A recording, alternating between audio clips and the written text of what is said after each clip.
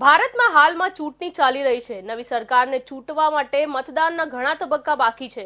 ચૂંટણીના પરિણામો 4 જૂને આવશે, પરંતુ ઇટલીના પીએમ જોર્જિયા મેલાનીએ પીએમ મોદીને જૂનમાં યોજાનારી G7 સમિટ માટે આમંત્રણ આપ્યું છે। મોદીએ ગુરુવારે ઇટલીના પીએમ મેલોની સાથે ટેલિફોન પર વાત કરી હતી। જૂનમાં ઇટલીમાં યોજાનારી G7 સમિટમાં તેમને આમંત્રણ આપવા બદલ તેમને મેલોનીનો આભાર માન્યો હતો। મોદીએ ઇટલીના મુક્તિ દિવસની 79મી વર્ષગાંઠ નિમિત્તે મેલોનીને અને ઇટલીના લોકોને શુભેચ્છા પાઠવી હતી।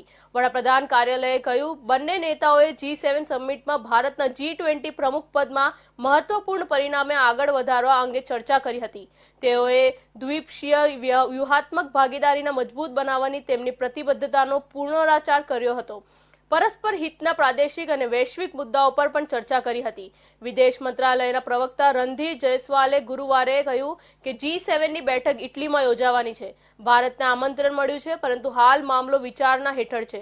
જ્યારે અમારી પાસે શેર કરવા માટે વધુ વિગતો હશે ત્યારે અમે તેમને લાવીશું। 13 થી 15 જૂન 2014ના ઇટલીમાં G7 સમિટ યોજાશે।